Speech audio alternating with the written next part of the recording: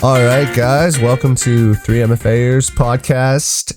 Today we are talking about the great mid-90s flick, Kurt Russell Kills the World. I mean, Tombstone. Mid-90s? It's early 90s. 93. Come on. Early 90s. But just, God, what a great movie. I mean, Kurt Russell Kills the World isn't the most far off. No. I mean, there's some pretty sick montages we're gonna get into for sure. Is this before or after Escape from both New York and LA? That's my question. Way after.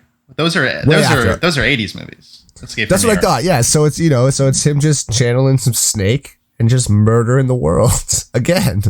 It is. I mean, I guess we could just jump right into it. It is crazy how every Kurt Russell character is the same, but it's not a problem. Like no. it's not like he's just doing the same thing again, but because he's like so good at that thing.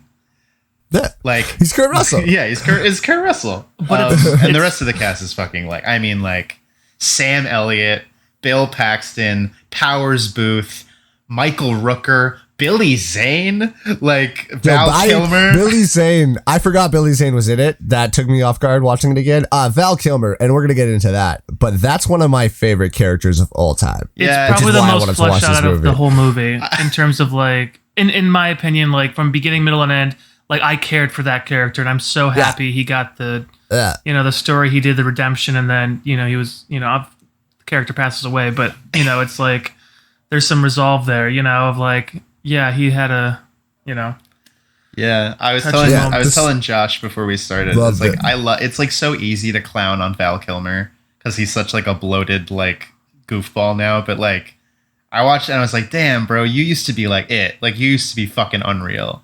Like this is a great performance. Good.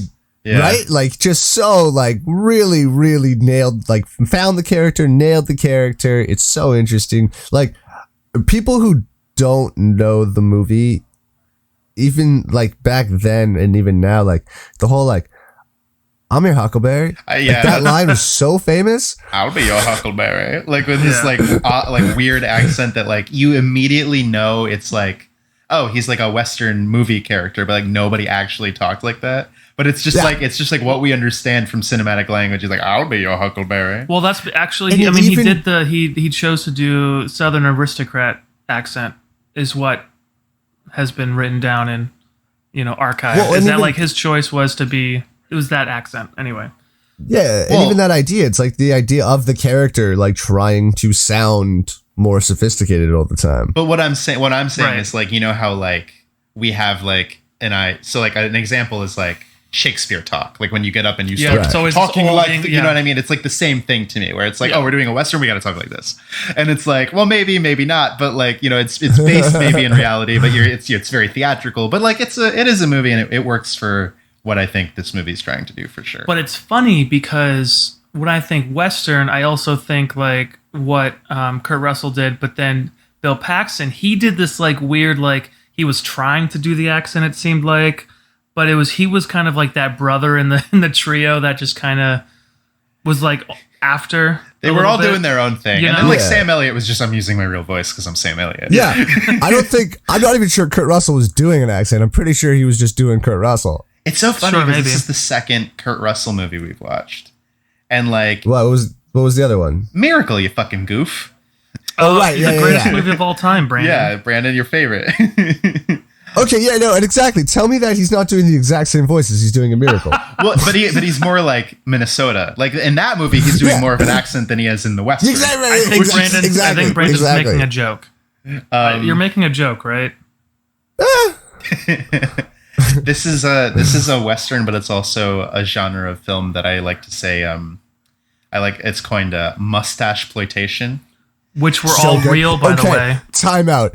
Yo, the one dude who like kills Sam Elliott, assumedly you don't see it, but he's like hiding and like he's popping out of the thing, and he has the mustache. That's like, how do I even explain it? It's nothing where like the Hitler mustache would be. It's the opposite of it's an inverse Hitler.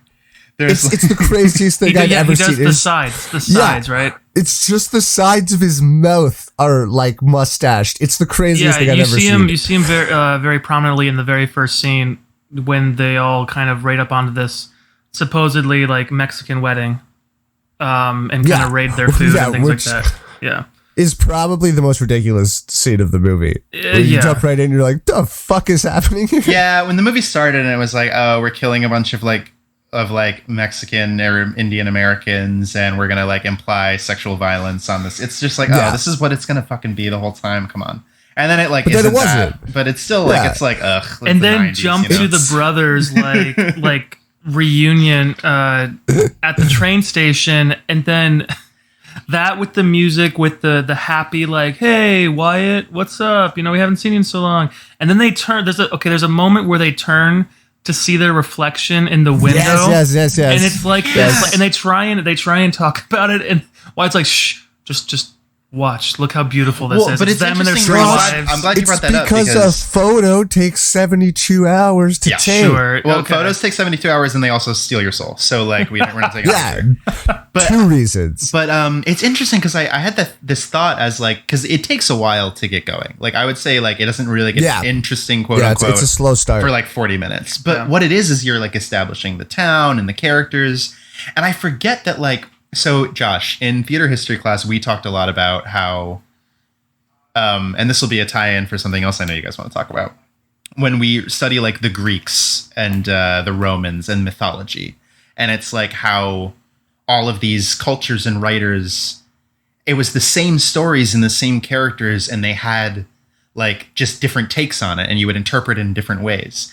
And Western lawmen are kind of like America's equivalent to that. Like Wyatt Earp and Doc Holliday and all these people are like legendary characters that like they're real people. They're real people, and it's and like it's like Paul Bunyan, which I didn't know, or Johnny what's his fucking name, Johnny Crockett, like frontiersmen, explorers, lawmen, and a million movies have been made about them, a million books have been written about them, and it's like just different interpretations of these very famous characters. So like that moment where they're all like, oh, it's you, oh, it's Doc Holliday, let's all fucking get in the isn't this amazing? And I'm like, this is something you kind of have to do when you're making a movie like this, because it's like, here's our version of the characters, and like this is where they are coming in, sure, so I think it is interesting. And the reason that I think, because like we also in class talked about how our 21st century, like modern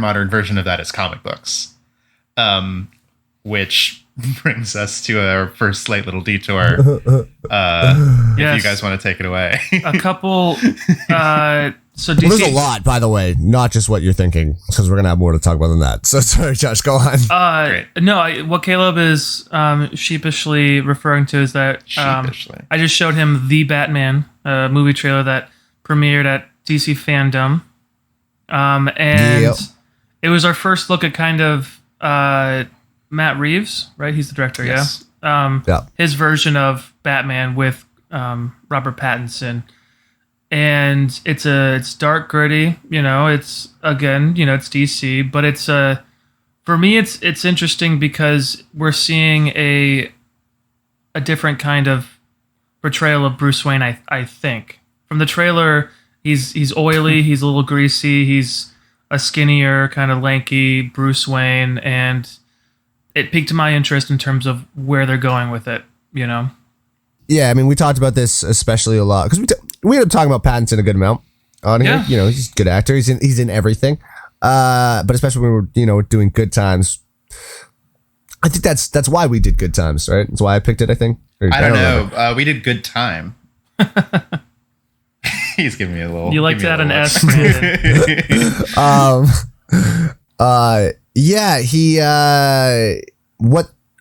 The thing that I love most about the trailer is that it looks like its own thing in a Batman movie, right? The Christopher Nolan movies are amazing. We're never going to get a Batman movie better than those movies in its lane. And in that, I mean, those are philosophical movies.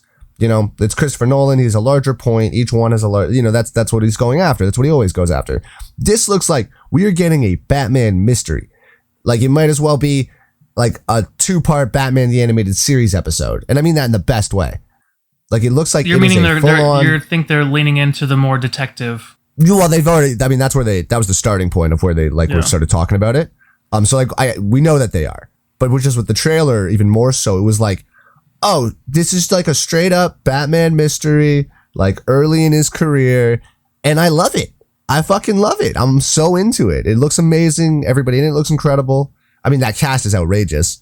That's you bring up a good point, Brandon. I think like the biggest problem, if you have like a singular critique that you can like give to Nolan's first two, like I think Dark Knight Rises is trash, but the first two movies are great. And I think that if you do have a critique though, it's that he is more concerned with ideas than characters.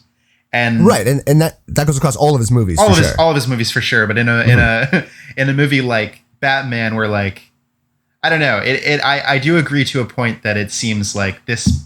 Well, okay, it's a trailer, it's a piece of advertising. We actually have no idea what the movie is going to be like. Right. Goddamn good piece of advertising. It looks, I'm intrigued. I think that's the right word for it. I don't know if I'm excited yet because.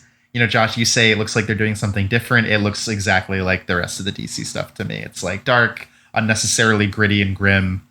It seems like we've been doing this. Like this is the, however, most recent portrayal of Batman in the last few years. I don't know. Yeah, I don't think we know enough to know that they're doing anything quote unquote differently. But from what we do see and what we do know, it seems like everybody on board is like, as opposed to like the Justice League stuff where it's like you can kind of tell certain people are there for a paycheck and certain people are like kind of like studio by design. Like this seems like it's coming from more of a place of passion, more of like an very much so artistic like kind of statement almost. I agree that the cast is interesting. Zoe Kravitz looks great. Robert Pattinson looks great. Fucking Jeffrey Wright, come on. Like that, right? That's the best. He's always the best. Paul Dano, so far it sounds like they're making the same mistakes with Bane. I couldn't understand a word he was fucking saying. I was like, oh god, it's gonna be Bane all over again. But we didn't even see him. And also, again, let's keep in mind they just filmed this shit. I know. But like, I'm saying and it's that was the same thing. It's actually funny though. You're right, because that is the exact same issue with Bane. It was the original trailer that came out, and everybody was like, I can't understand what he's saying. Is it Bane or is it Hush? No. I'm saying for the other movie, for Dark Knight Rises, it was the issue with Bane where like nobody can understand what Tom Hardy was saying. Paul Dano's playing the Riddler in this one. But they're doing the same thing with the voice where like, I remember when that teaser, do you guys remember it was in front of whatever fucking movie, but like the first few minutes were like in theaters. Remember. It was like Mission Impossible maybe in the first few minutes of Dark Knight Rises. And then like everybody was like, I had no idea what the fuck Tom Hardy was saying. I had no idea. It looked cool. Yeah. So I'm nervous that that's going to be kind of the same thing. But like, I don't think so, just because I just feel like that wasn't even, it just sounds like that was they grabbed dialogue and threw it up as a narration. Like it just seems like they hadn't mastered it at all. Like it didn't That's seem fair. It just didn't seem like it was like a voice modulation issue. It just seemed like a sound issue. And that's just a guess, but it doesn't sound like they had him in a booth or anything. Like they just grabbed his live sound and we're like, yeah, we have this for now. Let's throw it up on this trailer, and maybe then we're gonna have to redo it later. You definitely could be right, and I would assume that like regardless of if that was the original intention, like after they see people complain about it online, they'll be like, all right, we got to fix this. Well, it's funny just because that's exactly what happened with the other one. Yeah, like it's literally like not learning from their mistakes, which is like my biggest issue with these movies in general. But the last cast person I just wanted to admit is like I did like triple quadruple takes whenever Colin Farrell was on the screen. I was like, I was gonna say that was the biggest thing that I think people I noticed missed was because it's really quick. You actually see like Colin Farrell like full prosthetics like as a penguin, and you don't recognize him. You're like, what? Huh? Oh. Well, also like I don't think that's been fully confirmed yet. I mean, it's definitely him, but I don't think it's been just like fully confirmed yet. What do you mean? Just like nobody's come out and been like, yes, that is Colin Farrell. But he's playing the Penguin. Like, who else could it be? Yeah, I know. I know. I'm just saying it's definitely him. I just don't think anybody like from the Batman team has come out. But sorry, I just wanted to say my whole point as well about what they're doing is just that kind of like you said. I mean, we've seen a lot of different Batman movies, especially recently, and even the recent ones where the tone seems the same as this. It's been very story and character based in the wrong ways, right? They're story and character based on the Justice League or on Superman right? Batman's been kind of this intermediary character for these movies. Like when it was Ben Affleck, I mean. Right, because we never got his standalone movies that was rumored. It's like, right, because the last standalone Batman movie we've had is the Dark Knight Rises. Right, exactly. And so you have the Dark Knight Rises, and those movies are, like we said, a very clear thing. You know, they're a very clear point about, you know, the symbols and all of the Christopher Nolan's doing his thing. It's great, right? Before that, we got Tim Burton's, and then we got Schumacher's. Tim Burton's kind of goes back to that single case thing, right? You know, the first two are like, boom, the Joker's here, he's fucking everything up, you gotta stop him. Great. Second one, fucking Catwoman's running around being all awesome, and then Danny DeVito's being the man, and I don't even know what the Penguin's trying to do because it's Danny DeVito and he's the man, so he should let him do it. It's this whole thing where, like, we're going back to that in a way that we're really gonna get like a mystery and a detective thing. But even then, it's like Tim Burton was famously like, I hate comic books, I don't read them. But it seems like it seems like Matt Reeves is like, I fucking love comic books. Like, no, exactly. That's what I'm saying. So it's like we're getting the other side of Batman in comics, where they do, you know, you have all these different writers who write them different ways.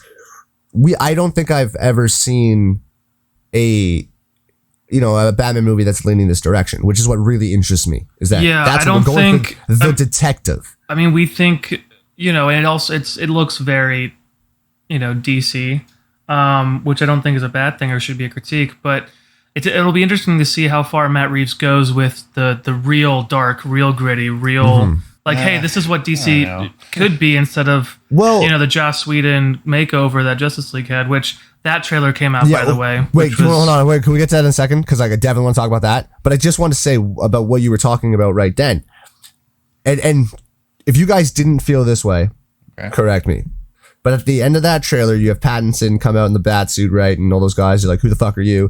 And then he ruthlessly beats that guy down. Like, very well done. Clearly that's what they're going for. But like, we saw Ben Affleck's Batman do something similar in Batman vs. Superman. And I didn't, like, it was cool, right? It was cool to see, but it didn't hit me in any like way.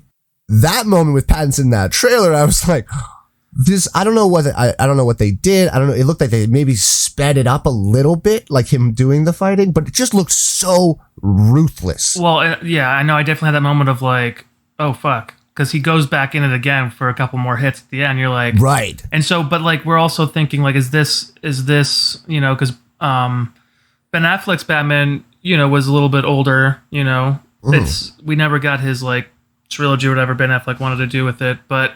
You know, this from Pattinson, we're looking like we're almost getting like almost like a younger Batman, almost like the Christian Bale in Batman Begins, but in a different kind of, you know, not as a polished lens. The soul of the character being a little different, and not in a negative way. I mean, it's one of those things that happens with comic book characters. There's so many different versions. I mean, in Batman, you literally have there's Dark Knight Batman, there's the Detective Batman. Like, these are just like different kind of writing variations of the character, you know. Yeah. There's like the Batman that's always on his own. There's the Batman that we have now that has 13 kids. All of them have been Robin. Like, and I love that shit. I'm just saying we've been writing Batman for what, almost 100 years, 75 years? Yeah. Like there's what? I'm very 75 years. I mean, he came out what in the 60s? How long have we been writing Batman? I mean, I guess Batman? Sorry, I guess when you're like when you put it into perspective, it's just like that sentence sounds fucking bizarre. Like when you say it out loud. Wait, but then it's like the shoes I have over here are like 100th anniversary. Let me check. Hold on. Oh, look at that. Oh, we're not on camera. I just realized. Hold on. Take a picture and then we'll put it up. Well, I'm gonna do something with them because they're super dope. But have you seen these yet? Look at these. Robin shoes. Those look cool. From K-Swiss. How fucking fire are those? We'll have to cut this part out because nobody can know what we're talking about. Yeah, no. Batman's definitely been around for like a while. 40s, 50s. A while. Yeah, You're 40s, right. 50s. I forgot. Well, so okay, I don't want to like piss on your parades or anything. Like it's cool, it's exciting. Maybe it'll be good. I hope it is. But for me, it's just like it's the same. I don't get how it's so different. I feel like when they tweet out like this movie's gonna go dark and explore Bruce Wayne's trauma, it's like this is the last 4 times. Like I almost would rather them go Adam West with it, like Joel Schumacher. I would almost rather them do that. Like have like bring back the bat nipples, bring back the bat credit. Let it be fun. Let it be fun. Like I want it to be fun. That's fair. That's totally fair. I mean, I get the wanting an entertainment movie and not a challenging, artful movie. Well, but she's fucking Batman. He's a billionaire, and he spends his time beating up mentally ill people. It's silly. Yeah, it's a kid's comic book. Yeah, but here's the thing: DC and Warner Bros. And whatever can't do that. Yeah, they just want to be edgy. Can't. Just like, no, it's also but it's also breaks bones and he beats the shit out of people. He's dark. He's angry. But realistically, as you know, it's the space that they own now. I know. I mean, Marvel owns. Marvel did it first and they nailed it. Yeah. The comedy superhero space. They murdered it. But they own it. Also, counterpoint, Shazam. Shazam did great. Yeah, I knew you were going to say that. But Shazam's one movie. Marvel has 24 of them, and every one of them is funnier than half of Shazam. And I like Shazam a lot. I'm just saying that's what Marvel does, right? Counterpoint, DC also has different, like we just mentioned, different characters. So the Wonder Woman trailer, 1884 or 1984. 1884. Yeah, right. I'll watch that movie. Wonder Woman 84 comes out. It's a completely different tone. It's a little bit, you got the 80s mall. You got, it's a little more bright or whatever. It's just and Stranger Things again. The 80s nostalgia. Oh man, I love the 80s. But Patty Jenkins did mention that the second one 80s, and then the third one will be present day. It's like she's been trying to they get already her have to the present next day. one planned. But Patty Jenkins is back. Yeah. Okay, that's good. I like. No, Patty she's Jenkins. on board for sure. But I'm saying that yes, Batman is his own thing, but that's brooding, dark detective. I hate everybody. That's the character, right? Wonder Woman's different. Cyborg will be different. The Flash will be even. Well, okay. More different. Can we talk about that for a second? And then Aquaman, yada yada yada. So you're all going to get different kind of tones for these movies, Well, two things. Because the Flash, you guys have heard about all that. No, so, I don't have any idea what's going on. Okay, did they fire Miller? No. No, in fact, they hired both Ben Affleck and Michael Keaton. Yeah. Oh, Ben I knew Affleck's about that. Coming, I thought you were talking about the Flash. I want to know what's going on with Ezra. No, for the Flash. So it's for the Flashpoint paradigm. movie. Great. But movie. What's going on with Ezra? Like that was big news. Nothing. Oh, so just like I said, how everybody was going to forget about it in a week. Well, I don't forget about it. We all forgot about it. Interesting. Well, yeah, no, and we knew that was going to happen. It's like especially when nothing official really came out. You know what I mean? Hey man, all we saw is a video. I don't know what the fuck happened. So if it's all good, it's all good. I guess. Who the hell knows? Yeah, he was like, shit, I need something to change the news cycle. And then the fucking world was afflicted by a plague. He was like, thanks. Good looking out. He was also like, guys, have you seen Amber Heard? Come on. Why are we coming after me? Have you seen what's going on in this lawsuit? Yeah, he got a little too handsy with somebody who was bothering him in public. And then Amber Heard was like, well, I shit in Johnny Depp's bed and cut off his finger. It's we don't have to get into it, but it is the craziest stuff ever. That whole lawsuit and court case is insane. Yeah, it's a crazy fucking world.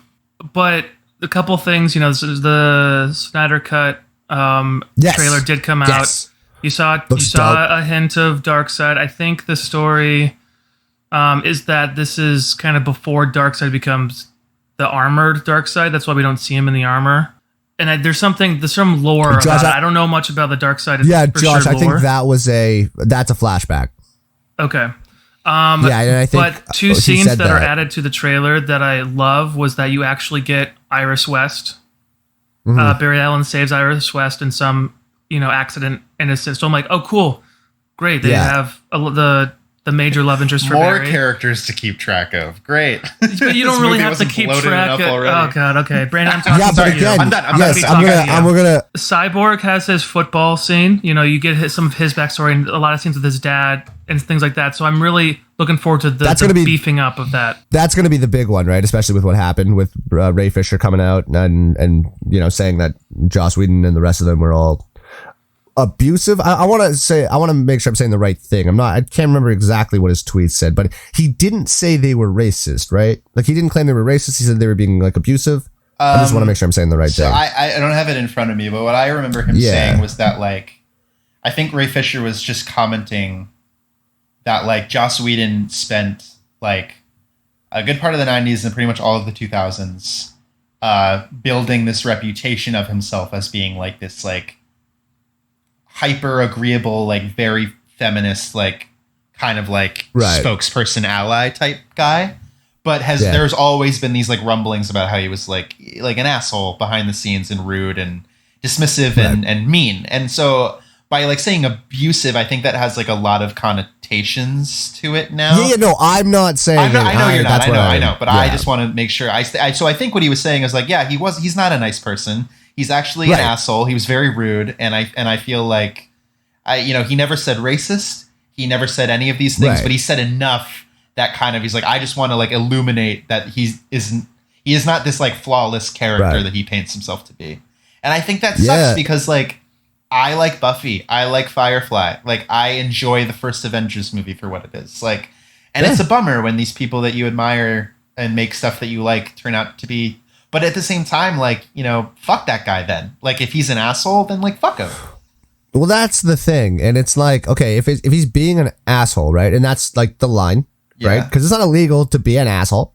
It's a dick move and fuck you. But it's not illegal to be an asshole, right? And we can't just destroy people and cancel people for being an asshole. But if he's an asshole, then he probably shouldn't be getting hired. And people, you know what I mean? It's like, yeah. Well, I mean, no one's. Yeah, exactly. I think exactly. It's the what same you're thing saying. with like. It's the same thing with like Ellen and stuff like that. It's not like and I want to be very specific what I'm talking about here. So I'm just making a distinction between like cancel culture and this stuff, because I don't feel like this is cancel culture per se. I feel like that's just somebody being an asshole for 20 years and it catching up to them. Yeah, nobody's just happening at the same time. Nobody's saying these people like I don't know should like nobody's saying Joss Whedon should be in jail. No one's saying Ellen needs. No, that's what and that's what I'm saying. Like, it's the same thing with like the Ellen stuff. Yeah, treat it's people better, it's not illegal, or you're not going to work. It's just don't be a dick. Now you don't have a show because your staff was being this fucking assholes to each other. This like myth, this like how we've like romanticized like the maverick like director, for instance, who's just like he's like an asshole and he pushes people, but like he gets the performance out of you. But like you can do that and be nice. Like you can do that and pay your employees fair wages. Like you can treat people fairly. I mean, like I can tell you on a personal level that as an actor, you will get a better performance out of me every time by having a conversation with me and not trying to like manipulate me into where you want me to be. Like I'm just gonna get frustrated and I'm gonna tell you to fuck off. Brandon, I'm not gonna tell you to fuck off. All directing is mental manipulation to get the actor to do what you want. I don't mean to spoil your. I say the things that you need to hear so that you can. It's all. I'm all mind gaming you, bro. Inception. I just did a Jedi mind trick to Brandon. You forget this conversation. See, it's funny that you say that though, because one of the reasons I love working with you as a director is because of that exact point. Is that like when you have something that you need to tell me, you're like, Brandon, no. I'm like, okay. This is very straightforward, and that's what I love. Or you're just like, hey, way more, way less. And I'm like, all right, got it. Communication's very clear. Last, so we can get back into a Tombstone. The Snyder Cut trailer does feel totally different. And I know it doesn't have its weight with Sir Cushing here, but I didn't see it. But I feel like, but it does feel very different, and I'm excited to see closer to when it comes out, because it's going to be a 4-hour miniseries. So 4 1-hour episodes. That's the most important thing. Twice as much footage, but it's going to be finished, published footage to see what story he wanted to tell. Right, and that's the most important thing in my mind, is that, look, it was the problem in the first place when you watched the Justice League, and we all did together in theaters, and it was like... And I agreed to Caleb. I admitted that I get it. It was a terrible movie. And the problem was that the movie makes no sense. It's cut to shit. The story doesn't make any sense. How in the world is Steppenwolf your bad guy? He's not a bad guy. He's a sidekick. Anyways, the original movie was supposed to be something like 3.5 hours anyway. So I guess they were just like, take the 4 hours, don't cut stuff, and give the full story. Especially on the heels of like Ray Fisher coming out and being like, hey, what the fuck? They cut everything. I'm interested to see it now without the time constraints, with the extra money, then being able to go back and finish it. And it's a very interesting opportunity to see the original vision, which we don't get, I don't remember this happening. I disagree, honestly. We don't have to get into it, but I think Zack Snyder's a fucking baby. I don't think he's made like a good movie really ever. Like honestly, like if I'm being honest with myself, and just like watching like the Twitter shit where like, you know, I think that like stuff like Screen Rant and like all these like YouTube channels and these e-magazines that are designed to just like take pot shots at like easy, like nitpick, like already unpopular stuff. Like that's lazy and like fuck those people too. But like when these like Twitter people who are just trying to pay their bills are like, oh, the Snyder Cut, like blah, blah, blah. And like Zack Snyder goes on Twitter and is like, the Marvel movies are for babies and this movie's for adults. It's like, are you fucking kidding me? It's a comic book movie and that's fine. But like, this movie's for adults. You're a fucking loser. You're a lunatic. Like, get over yourself. Caleb You're not is canceled. It's not Citizen Kane. You're not Orson Welles. You make it's like, what are you? It's just like it just rubbed me the wrong way. But like, sure, if it's good and if it, I will admit, I will be humble. I will say I was wrong. I enjoyed it. I promise. I'm not. But you have to give it a fair chance for it to be open, to actually be open to your mind being changed. And right now, it doesn't sound like your mind. Well, hold on. I want to. Can I touch on something Caleb just said that I just find really interesting because it just sparked like a thought in my mind. So that whole notion, right, about what Snyder said, which is okay. Obviously, don't say that. That's a ridiculous thing to put out there, just as a statement. Yeah, maybe don't do that. As long as you agree with that. What I just said. 100%, like, yeah. Again, like Zack Snyder, how many friends do you have that have been in the 24, Marvel movies? I was just like, I don't get it. Anyways, we should all get along. I like them all. Again, I'm a huge comic book nerd, right? That's what I grew up on. One of the reasons I first got into acting was, that type of stuff. You guys know this, obviously. But it's interesting when you said that, like, how he's looking at it, right? And he wants to make it this adult thing or whatever, and that's great. But the way you said that was so interesting to me. Because you're a writer, right? So you create your own stories and your own characters, right? And in a very incredible way, in a nuanced way, and they're built. They're real stories, you know what I mean? Like, Dusty's my favorite character I've ever played. If I had to pick a movie in 10, 15 years, right? Like, let's say I was in a position where they were like, hey, do whatever you want. Produce a movie. We're going to give you all the money in the world. Pick what you want to do. There's almost no way that for me, and for something that I'm going to take full seriously and put my full heart into and soul, that's probably going to be Batman or something like that, or the Justice League. So it was an interesting thought when you said that, being like, I kind of get both perspectives of it, Well, let me clarify, because when I say, I don't mean to not, that you can't take it seriously, quote unquote. Like, that's not what I'm saying. What I'm saying is it is a ridiculous thing to say, this movie's for adults. No, it's absolutely. Serious. And I'm like, really, Zach, it's really not. This is for even if it's the best version of it and the darkest version of it, and let's say we will watch it and it knocks our socks off. It's amazing. It should still knock a 13-year-old socks off 9 times more. He's wearing a cape, Zach. They're wearing capes and tights. But the point is, like, it should make those kids inspired, right? Yeah, there's a reason the genre is young adult, like teenagers. It has, what I mean? Even if you're doing it for adults, it has to be for everyone. Yeah, in a way. This should be something that younger people can be like, oh, look. Because they're the fucking people you should be marketing to, because they buy toys, you dipshit. But it's always going to be, it's always going to be that way anyway, right? Like, at the same time, like, I remember watching Saving Private Ryan when I was like 7 years old. So it kind of also doesn't matter, right? The more that they're like, hey, this is for adults, the more kids are like, yeah.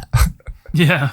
Yeah, I mean, that's also true. I hear what you're saying, Brandon, and I think that's a good thing that you said and brought up. For me, it was more like Zack Snyder's so delusional and full of himself that it's like comical. Oh, no, totally. It was just a thought that popped into my mind. Of course, I would never fucking say that you can't treat the subject matter seriously. Like that's also ridiculous. But there's a difference between treating a subject matter seriously and then being like, this is the most fucking important thing ever, because it's not. Well, I mean, and also, like, even just the 2 trailers we're talking about, there's a difference in the feeling of the Batman and Justice League. Yeah. And I think it's exactly that. Like, well, and I do think that Matt Reeves' Batman, wherever he's going with it, and with whatever the HBO series in 2 years is going to be, I don't think it's actually going to be part of the the Justice League DCEU canon. Like they're not like again like the Joker. Like I'm just gonna say the Joker. Like the Joker. But that's why they're where they just made it. They're making an isolated. These are the characters. This is my version of this. This is what I see it as, and it's going to be a standalone thing. I don't think they're trying to pull Robert Pattinson into the. But mix. Here's the thing: they have Flashpoint, so at a certain point, they get to do whatever the fuck they want, and that's the thing, right? So that's what they're doing Flashpoint, so they can rewrite everything. Which, by the way, obviously, like we knew Michael Keaton was coming back last week or 2 weeks ago. Yeah. But Ben Affleck, like, apparently officially signed on. Yeah. And I love that. I hope they give him just one amazing scene to go off on as Bruce Wayne. Like, he didn't get that at all. He's very much. And I really hope that they're like, hey, that scene that you loved that you wrote in the Batman, like that you were going to do? Well, we took it. We moved it around a little bit to make it work for this so you can do it. Like, I hope it's something like that, And we just get to see Ben Affleck go out there and do what he wanted to do for a minute. Yeah, I mean, we all, because I would love to, we'd all love to be I'd love to be a Batman at some point, but, because that's like my hero growing up. So if they give Ben Affleck that shot, then, hell yeah. It's interesting. I feel like I look at you and I see like, you'd be like Oliver Queen in a second. I could be a Playboy. You know what I mean? Dude, that's the one comic that I've never gotten into is Green Arrow, but I love the CW Arrow. You know what I mean? Oh, dude, check out the Kevin Smith run. Kevin Smith? Fantastic. Okay, I'll look it up. Yeah, he wrote a Shall I just hard pivot, get back into We gotta Tombstone? get back to Tombstone. Wait, hold on, I got it. Wait, I got a smooth pivot. So speaking of Batman, the greatest of all Batman, Val Kilmer, playing one of his greatest characters. Doc. He's the best. He was the best in the like full stop. But like, I don't think that should take away from anyone else's performance because no. When I tell you, Brandon, that I definitely, I don't even want to say probably, I definitely would have hated this movie if it weren't for the fact that every single role is perfectly cast. Like, whoever cast this film deserves like every award for casting ever. Top to bottom, there's not a weak like everybody showed up and everybody hit a home run. Like, it was ridiculous. I actually have an opposite opinion only about one person. The only person that, and it wasn't them exactly, it was more the chemistry, but I could not deal with the lack of chemistry between Kurt Russell and the main girl. That was the only thing that annoyed me. His wife or the actress? The actress. The actress. Okay. Yeah. She was the only character that didn't seem to hit for me, and I was like, I don't know why you're not landing at all. Was it because it's really weird how they introduce him with a wife and then it's like, oh, but she's a drug addict, so it's okay if he cheats on her? Because that was fucking weird. And then there was this weird also, like but can we talk about how she gives a phenomenal performance? Like, she's doing a great job. I thought everybody, like, I mean it when I say everybody was good. Like, they might not have had the most chemistry, but I thought that her isolated performance, like, as that woman was great still. Like, yeah, no, that's what I mean. Her on her own was great. I just, for some reason, when they were together, there was just a weird lack of chemistry for me watching it. I think part of it could be the writing in terms of when they first hang out by themselves, they're on horses, and the whole line of like, oh, your mare's in season. Like, how do you know? Your horse is ready to fuck, and she's like, oh yeah. They're like, let's run it out of them, and then there's this whole scene of them like riding their horses, and then they find this area that's with all these red flowers, and they lay on a blanket, and then they ask their philosophy of life and what makes you happy, which I think is all awesome questions to be asking someone in 1879 or 1880 when this movie takes place. But it's like, it was interesting, that idea of like, are you happy? It's like, what? That's a silly question. What is emotion? Silly question is that? Of course, but also I'm happy. When can we talk about that for a second? Because I don't know if you guys noticed. And in that's the exact same scene where I'm sitting there being like, the chemistry just feels off to me in this scene. And then he's getting upset, and I'm watching Kurt Russell, and I'm like, I'm trying to decide in my mind. I'm like, I can't tell if I love what you're doing in this scene or I hate it. And then as he's freaking out, his face is getting like beat red with embarrassment. And I was like, oh, that's some deep work right there. There's a lot of underlying work going on, and I'm a huge fan. Even down to the quick little bit at the end when they're taking refuge at the rancher's house. Yeah. Ryan told me this. I didn't know who the actor was, but he said fucking Charlton Heston. Okay, great. I'm not a Western guy. Like, I don't know these. I don't know the genre very well. Yeah, but it's Charlton Heston. The name doesn't do anything for me. What movies would I know him from? Also, fucking really quick, sorry, I want you to finish your point, but before we started talking about this, Josh said something fucking crazy, Brandon. He was like, yeah, you know, like everybody in the cast is great, you know, like blah, blah, blah, blah, blah. And even the guy from George in the Jungle. And I was like, who? And then he was like, the church guy. And I said, you mean Sandman from Spider-Man 3? How is George of the Jungle your fucking pull for him? How is that your reference for Thomas Hayden Church? The world is crazy and oh my God, that was Thomas Hayden Church. That's what I'm saying. I could not for the fucking life of me figure out who that was.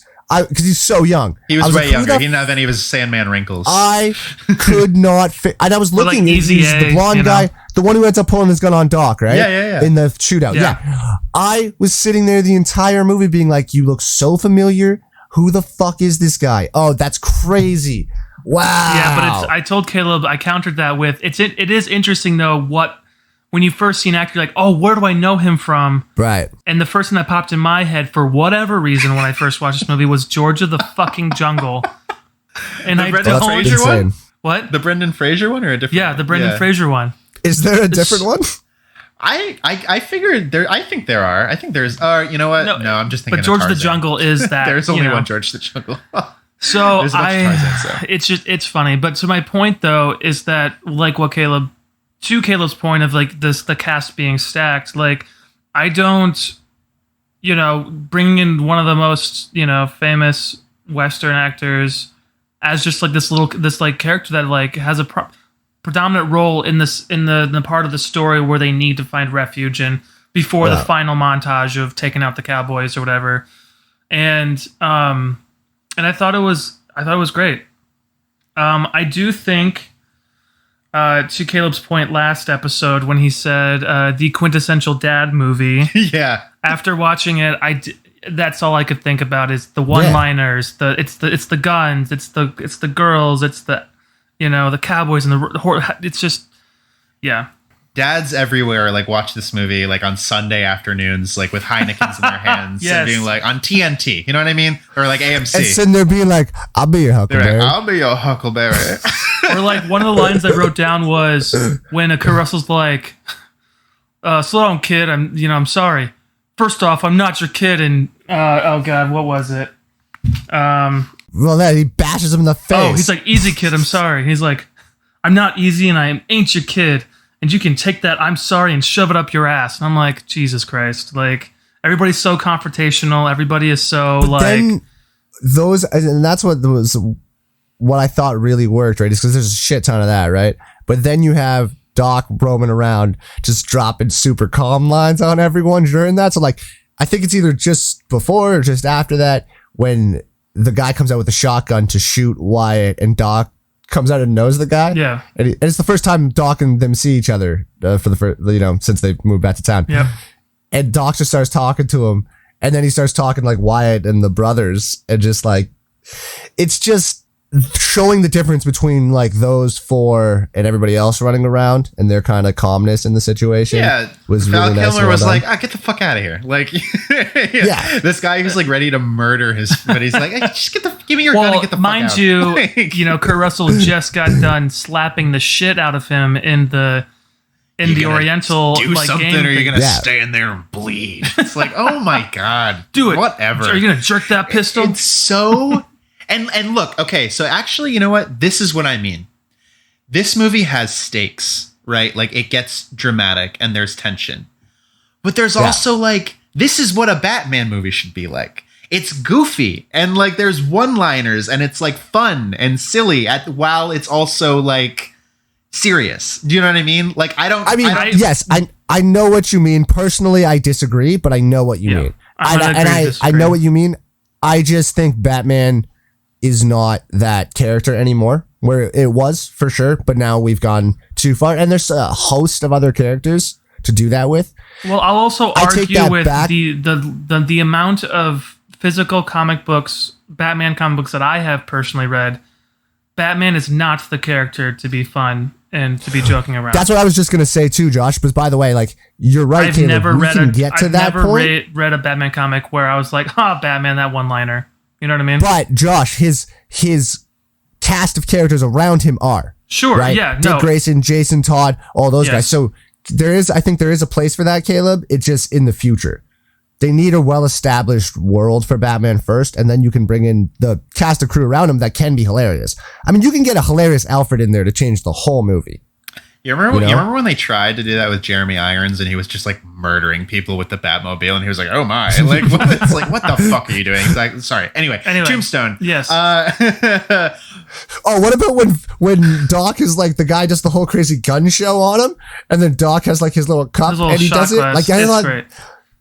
It's just a good scene. It's just like, okay, you have all this tension, and then you have this character Doc who just completely deflates the tension because he can. Well, and then I think it's a great character portrayal of like, mind you, Doc Holliday has, tuberculosis or consumption, and he's dealing with the progressing levels of his illness while also, standing up for his friend Wyatt and things like that, and against the Cowboys and lawlessness. Oh, that's another aspect of this movie that they check. It's the law and order versus the lawlessness, and it's like it feels really weird to watch that in 2020 with everything going on. Honestly, it was odd. We won't like get into another thing because I know Brandon doesn't want to do that. But I would be remiss if I didn't mention the fact that it does feel a little strange, right?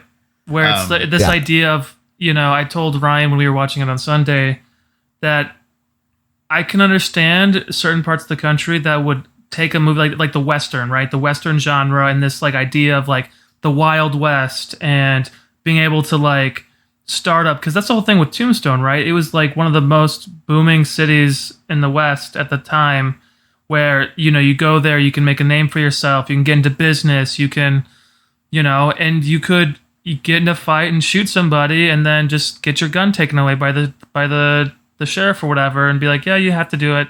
Oh, we were legal. It's like this idea of like, oh, wouldn't it be cool to like go back to a time when, we could just ride our horses everywhere and like, shoot up people. Yeah.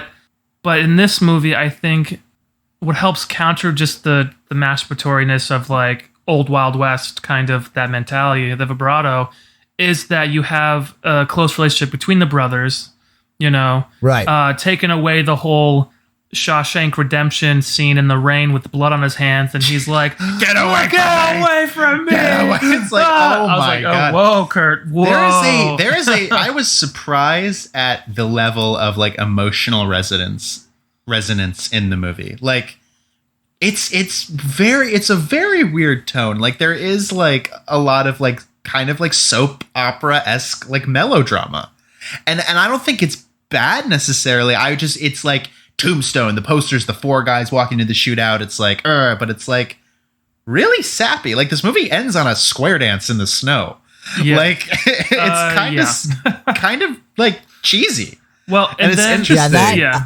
It's funny that I didn't remember the ending. Like, I remembered the ending wherein, Kurt Russell kills everybody, but I did not remember the ending of like, oh, okay, speaking of sappy, and I wonder if this had to be like one of those, fuck ups at the end where they decided to change everything because they didn't like how audience responded to the ending or something. But he literally goes back to find the girl after Doc tells him to and all that. And he gives this speech where he's like, I don't know how we're going to make money. I don't know what we're going to do, but let's just hit the road or whatever. She's just like, don't worry, my family's rich. Wyatt, my family's rich. Which I was like, okay, there's nothing wrong with any of that. I was just like, that's hilarious. But also that's like, not how it ends, because then they dance and then the narrator's like, and then everybody lived happily ever after except Wyatt's ex-wife who fucking killed herself. I was like, what? This is so bizarre. Here's the thing about that. I'm pretty sure, and I don't think I've seen it, but I'm pretty sure there's a Tombstone 2, which made that end narration real weird. Caleb, look it up right now. Did they spell it like? I'm looking it up. Did they spell it like TWO? No, they did not. Like Tombstone. Oh, get out of here! Okay, get out of my face with that. Wait, hold on. Apocalypse later, like get. Yeah, and then the prequel is Apocalypse before. Pre-apocalypse. Yeah, post-apocalypse, pre-apocalypse. Yeah, okay, Josh, I see you. Sorry, we're just brainstorming over here. I was wrong. Okay, great. This feels like a sequel in some ways. I would believe that there's a movie before this, just with like how in the beginning, with like how, like, Wyatt Earp, like in Kansas. All of us are back together. Yeah, like us brothers and our mustaches. I would like to say, like, one of the well, mind you, the whole, my family's rich and all. Like, I guess in that time, so like, dumb. If you can afford to go and be an actor and go to these theaters where people shoot at you, can you imagine giving like a Henry VIII's like monologue while someone shoots the pillar next to you? You're like, oh, cool. It's just like you have like there's no drama. Like everything is just undercut by it. It's like you have to make this a happy ending. Like it's literally no. What do we find out? Okay, wow. And I had sorry, I didn't mean to interrupt. When they first go into that dude that he beats the shit out of in the bar and slaps the fuck out of. Mm-hmm. Yeah. Like that first dealer guy, and it comes out with the shotgun. Yeah. You know how like you're watching that and you're like, who the fuck is that guy? He looks super familiar, and he kind of looks like a fat Billy Bob Thornton. It's 100% Billy Bob Thornton wearing a fat suit. Yeah, I had this argument with Galman last night. We were watching the movie, and we were like, who the fuck? And I was like, it's either like fat Billy Bob Thornton or skinny Vincent D'Onofrio. I can't tell. And they're both like, well, they're definitely wearing a lot of makeup. I just looked it up. He also ad-libbed the entire scene. Until really? Up until I think when Kurt Russell comes up to him and they start having their scene, like his stuff, the behind the stuff is all ad libbed. Like that's odd. I'm gonna shoot you into that cougar's ass or whatever the line is. But going back, the ending was a little.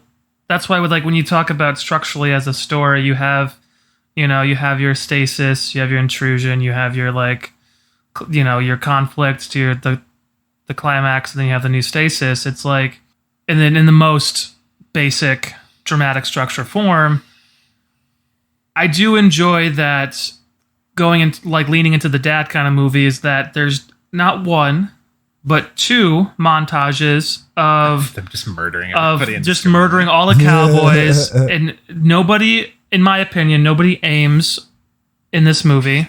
Everybody just shoots. Nobody reloads. It's like a video, it's not even like a video game, because in video games you have to reload. But here it's like everybody has unlimited ammo and they're just shooting people. And it's great, awesome Western kind of shit. It's the shit. But it's fucking cool, dude. Going with the melodrama, it's like, remember the train when he tells Ike to now run, you cur, and tell him I'm coming. I'm coming, and hell's coming with me. The only reason I don't like that scene is because now Sam Elliott's not in the movie anymore, and I'm like, right, Sam Elliott's the man. So what the fuck? But then obviously, and then Michael Rooker's like, I'm on your team, and then he's dead. I was like, oh my god, Michael Rooker has hair. Yeah, and he was just a sight for sore ass. I was like, oh, he's the man. He's good in everything, dude. Every movie he shows up in, and now he's got this newfound fame with The Walking Dead and the Marvel stuff.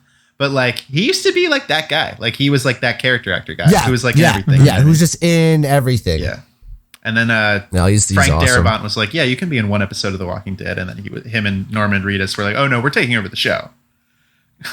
Yeah, well. Did he ever come back in it? What? Did Michael Rooker come back to The Walking Dead? Yeah, because he was in that one episode, and then they made Norman Reedus the main character, and then a few seasons later, Michael Rooker came back, but they killed him off again. Yeah, and I think that was always the intention. That's why they cast Michael Rooker in the first place. Yeah, because they knew from the comics that he was coming back. Yeah, but he's dead now. All right. Yeah. Somebody that we haven't talked a lot about, Michael Biehn, as because they set up Powers Booth to be the main bad guy. He's the guy with the big mustache, curly Bill or something. But Johnny Ringo's the secondary antagonist. But then they kill Curly first, and Johnny Ringo's the bad guy, and then so Michael Biehn from Aliens plays Johnny Ringo. And it looks like they're trying to do maybe brown face, and I'm like, no, I didn't think so. I think he looks just a little because he speaks Spanish and he looks like a little tan. He I don't know. Speaks Latin. It seems like in the very beginning scene when he's yelling at the Mexicans, and he's and they're like, your English is worse than your Spanish. I understand that, but he does understand. He does speak Spanish. The character speaks Spanish. The character speaks Latin because they have a Latin. Yeah, I know. It just with the shade of because that's not how dark he normally is what I'm saying. No, or in other movies. Okay, but I don't think it was like It looks like he sat out in the sun for a while, not like was wearing. Like, I hope that's what it. I at the beginning of the movie, I was like, oh my god, they're doing brown face. I didn't see that. If I'm wrong, that's fucked up. I hope not, because the rest of the movie doesn't. It's not a blatant like. Yeah, I just was worried. I think is what it was. I was like, don't do this because I want to like Michael Biehn because he's fucking awesome, man. And he was great. The whole thing with him and Doc speaking Latin, and then they're about to kill each other. I'm like, hold on, time out. You're gonna kill the only other person in the world that speaks Latin? Yeah, I guess literally, it is a dead language. I do think it's interesting though, because the setup with that and that some of the shots that are in this movie were very, sexy, cheesy, whatever you want to call it. He literally stepped out of the shadows. It was like, it's me. Our game may resume. It's just like, what are you doing? Like somehow he makes it work. Yeah. But on paper, none of this should work. Like the music is so awful and like quintessentially and that's 90s. But it's what you're talking about with the casting. Yeah. It doesn't work if it's not Sam Elliott. It doesn't work if it's not Kurt Russell. All of those lines. Yeah. The slapping the shit out of Billy Bob, the freaking out at the thing. Like, you need Kurt Russell, especially at the time, to deliver such ridiculous lines in such an awesome way. They definitely anchor it very well. But the shot that I was leaning to was the very first shot of Ringo when, Curly Bill or whatever the original cowboy leader was saying, like, what did he mean? And he was quoting the Bible. And he has this whole Bible quote of like the pale horse. And then the camera zooms in onto his face, and there's just I would say a second too long, maybe 2 seconds too long of his look, with his mouth open and he's just gazing off. I'm like, that's such a straight guy. Like, they get excited about that. Like, it's like Clint Eastwood. Like, it's like all those movies. They all did the same shit, and it's like, It is an honest to goodness throwback to that goofy shit. Like, yeah. And it takes itself just seriously enough for there to be stakes, but I think it also allows itself to have fun with it. Well, and then that's why I like it. Like, as opposed to like, like a 310 to Yuma or something, which is a great movie, but it's super serious, Or like an Unforgiven. You go back to this time. Yeah, this time period of Western movies has like a real nostalgic feel for me. There's Young Guns 1 and 2 that I used to watch all the time, which is like Emilio Estevez and Kiefer Sutherland, and Emilio Estevez is playing Billy the Kid.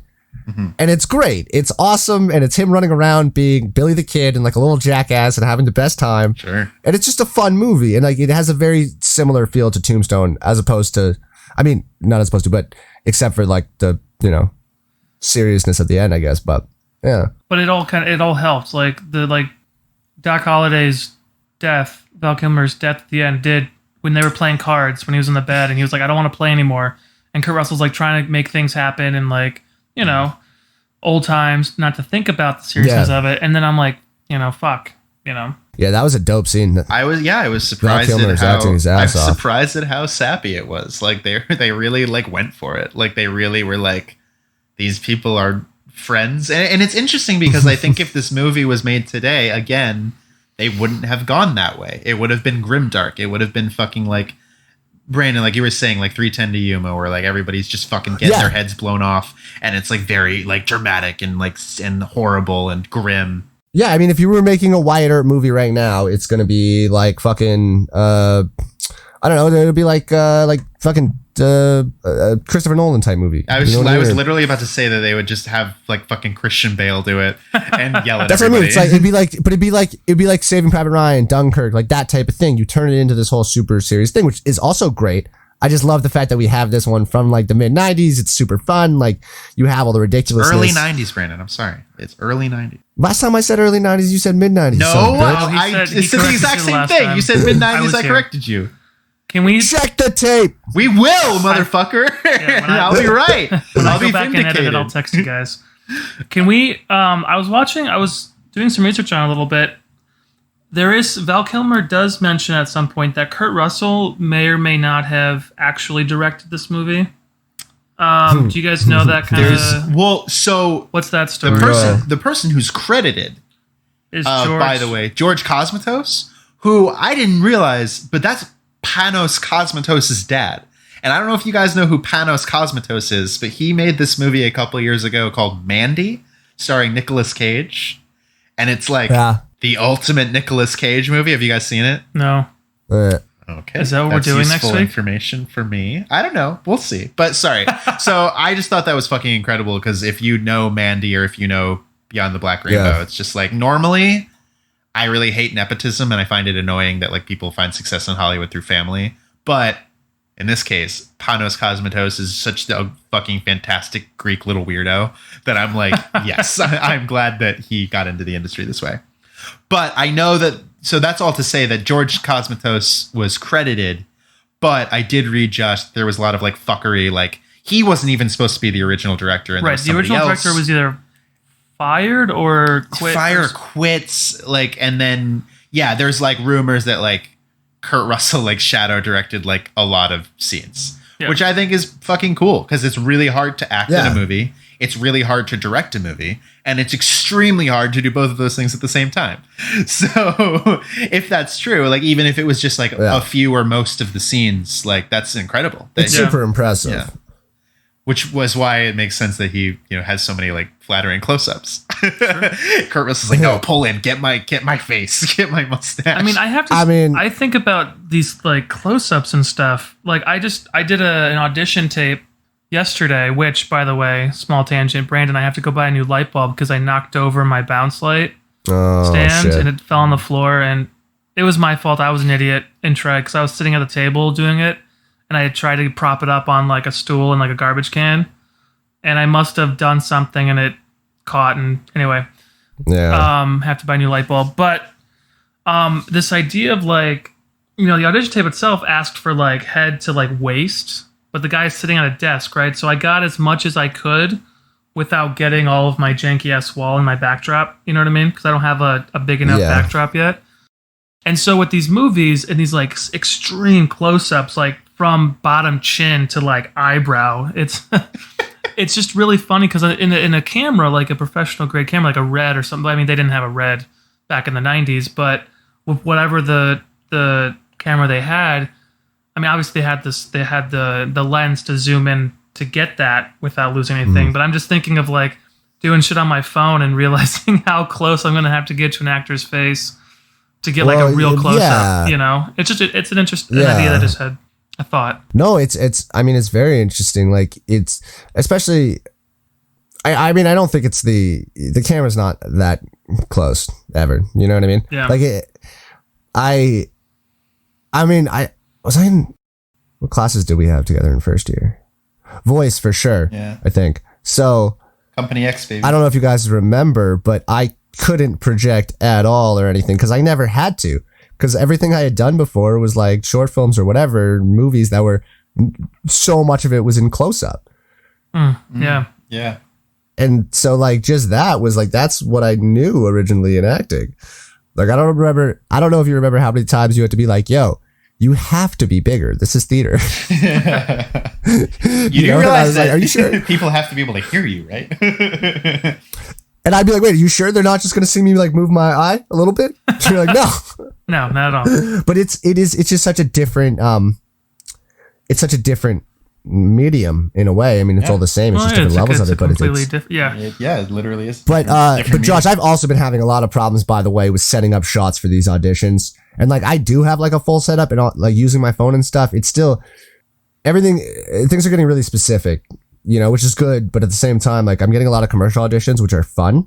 Yeah. But it's action based, so then I'm trying to figure out how to put the camera, and it's just a little. I mean, it's just. I miss just going into rooms. Yeah, and I wish, best case scenario is that whatever apartment I have next, I have a gigantic wall that I can just move a couch and shoot against, so that I can do like an actual waist to head shot. I'm just in the confines of my apartment. Like the backdrop, the standard backdrop that I have for on my audition kit, like only works for me because I'm so big.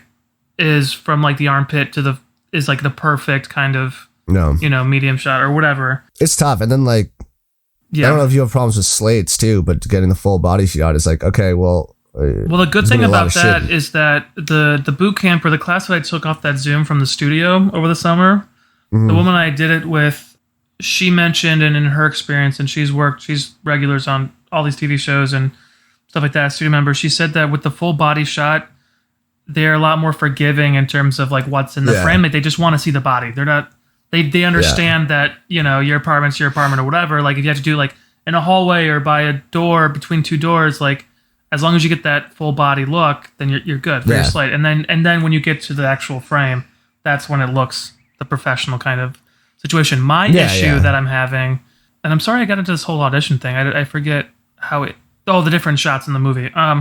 But for the audition, it's the transferring from my phone that's in like 60 frames a second, HD, whatever, to my drive. And then when I download to then put it together, it's for whatever reason always converts to like a 720 or 360. And I've been able to make it work so I can get the HD level of footage to send to the audition room. But it's just so funny how like there's something on my computer that the default is this like auto resolution, but it always like dumbs it down. Well, when you're transferring files electronically, they want to compress it as small as possible to take up as little data. Like, I would just be uploading it from my phone, honestly. Like if I were you, I would just edit it quickly on my phone and update it from there. I need to get used to iMovie or whatever. Yeah, because like the more you transfer files, the shittier they become. Right. Oh, interesting. Okay. So like Pied Piper, baby. What if lossless compression was like that? That's a good show. It's a great show. Zach Woods is a fucking genius. Zach Woods is one of the best ever. And I can't wait for next show with him and whatever ridiculous. Oh, I guess it's the space one he's in. I haven't seen it yet though. He's easily the best part of that, and which is not a small thing because that show stars Hugh Laurie, and he's fantastic. Yeah. But Zach Woods is the best part of it. Before we go on a whole Silicon Valley Zach Woods rant, which we will. Because we always do. Should we rate this Tombstone movie? Are we done talking about it? I mean, I don't know if I necessarily have anything huge to say. Yeah, I mean, I have little like things written down of little moments, but I don't think anything like broad strokey kind of. I think we've kind of painted this movie fairly accurate in terms of tone and style and appreciation of what it is on a Sunday afternoon, after the football game. We're waiting for baseball to start, and TNT has Tombstone. That's what it is. Well, that's exactly, and like for me, because of all of that. Also, like it'd been a little while since I watched it, so like Billy Zane cracked me up. Movie needed more Zane. Thing cracked me up. Yeah, I'm gonna say it. Movie needed more Zane. And then he was great. He was great. Oh, I do want to bring up real quick So there's one of the not the lackeys, but like kind of the nerdy kind of whatever for the Cowboys. His name's Billy, glasses. What's his name from 90210? Was there suggested, feelings for the Billy Zane actor? Because there's a moment where he gets shot. That's what I took for it. And he goes and he sees that he got shot senselessly, and after getting mad at Kurt Russell and the guys in the town, I don't talk to you guys. You shot my friends. You saw my friends. They were my friends, and they were just like, well, all they do is make fun of him, so I don't get that. But then he reaches to his hand, like Billy Zane's hand, and kind of gives it a squeeze, and then he's like, fuck this, I'm gonna go get the whoever. So and there definitely when Billy Zane was on stage doing the Henry VIII monologue. I don't remember which Shakespeare monologue. Well, it's St. Crispin's Day, wasn't it? It's Henry the Fifth. Henry V. Yeah. But he was like mesmerized, right? And so I just thought that was a little interesting, pitch. They had the little like kind of indication there. My guess was there was probably more to that storyline too that got cut out because he must have just come off of 90210 at that point, so he was very, very famous. Again, I was 3 years old, so I'm not 100% sure. But so you were watching 90210 every week. Probably. But then there's also like they sprinkled in women's suffrage in there too. There's a red cart that goes really quickly past the screen saying, gender means equal rights or whatever. And I was like, oh, interesting, But anyway, so other than that, like I felt, I think we said I've said everything I needed to. Brandon, go for it. Go for it. All right, I think, and I've been thinking about this. Okay. And based on everything that it is, right? Mm-hmm. I'm giving it a solid 3.5. All right. Doing it's exactly what I want it to be in this movie. You know what I mean? Yeah. Like also, especially with everything we didn't talk about and like it being kind of about the law and westerny and stuff. Mm-hmm. I didn't watch it, and there wasn't like, especially when you watch a 90s movie, a lot of the time there's like a lot of shit that you're like, this is bad and shouldn't be. There wasn't too much of that for a 90s movie, which also helped not bring my rating down. You know, in 2020. Cool. I'm gonna give it a 3. That's legit. Yeah, middle of the road. I enjoyed it. It's entertaining. It's fun, but I can also like still enjoy it and also be like on my phone the whole time. It is an It is an easy movie to watch while you're on Twitter the whole time. that's God, I wish I was on Twitter. Actually, don't. No, Twitter's a fucking hellscape. Don't go. Yeah, you know what? I wrote 3.5 as well. I think every single performance is fantastic. I will probably never watch it again.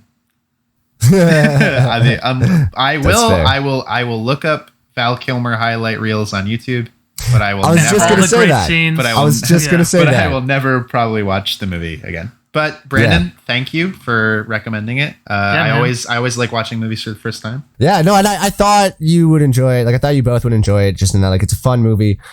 The world's pretty fucked. Like I felt like we needed something that's just a little like lighter and fun. You know what I mean? I definitely want to work in "I'll be your Huckleberry" into my vocabulary. Well, I'm not gonna, Caleb. I'm not gonna lie to you. A big part of me putting up this movie was like, I feel like I need to put that character into Caleb's mind. He did a great job. He did a fucking unreal job. Character. Like it wouldn't have worked. Like the reason that "I'll be your Huckleberry" is because he's like, because Ringo doesn't know that he's watching, and he's just sitting there with the gun behind his back. And the way he walks and saunters onto the street. Also though, like my actor brain is like, okay, Val Kilmer knows that the camera's not on his face, so he's not as embarrassed to say something so fucking dumb. Like I know that if I was in close and I had to say that line, I'd like not commit. Like me personally, because I'd be like, this is silly. But because we're looking at his back, he can just be like, "I'll be a Huckleberry." Also, acting wise, I was watching it again. Like he has to say so much ridiculous shit. I really think his sensory work on consumption brought him through everything, dude, and like really brought the character through. That was fucking wild. He looked sick, unbelievable, and like unbelievable makeup team, like bravo, like claps, because that shit unbelievable. Was wild. Yeah. He did a phenomenal job. What the fuck happened? He did a great job. What the fuck happened? Yeah. So, dude, go watch MacGruber and tell me that. Okay, MacGruber, he's hilarious. What? MacGruber. I don't know what that is. MacGyver, you mean? Oh, go, dude. No, there's a comedy. There's it's like the a SNL movie. one with what's his name? Fuck. I don't know what you're talking about. Are you gaslighting? The guy from Lonely Island. Okay, no. Caleb in SNL, right? You son of a bitch. I genuinely actually have no idea what you're talking about. I'm not doing it. Oh, okay. SNL used to do a bit called MacGruber, and it was, I can't remember his name, but one of the main guys, and it was MacGyver, but it was a joke, right? Okay. So he'd be trying to fix it, and there'd be whatever guests were there that week. It's Will Forte, and then he wouldn't be able to fix it, and it would blow. Yeah, Will Forte. Oh, Forte. And then it would blow up. Yo, Forte's my guy. Yeah, dude, I'm telling you, it's a fucking hilarious movie. It's Forte, Ryan Philippe, and Val Kilmer. It's hilarious, man. Absolutely hilarious. It's really funny. And fucking Powers Booth. The movie we just watched. That's fucking funny. Bro, it's really funny. Like it's a full-on SNL comedy movie. Val Kilmer's the bad guy and it's hilarious. Chris Jericho. Right, before we get on that. Sorry. I just saw Chris Jericho. We should definitely do at some point. Who is up and what are we doing next? It's me. I am going to keep us actually in the mid-90s. Again, in 1996. Okay. I've been wanting to watch, I've been in the mood to watch a food movie for a while. And there's a movie on Amazon Prime in both countries, America and Canada, called Big Night, which is co-directed by, oh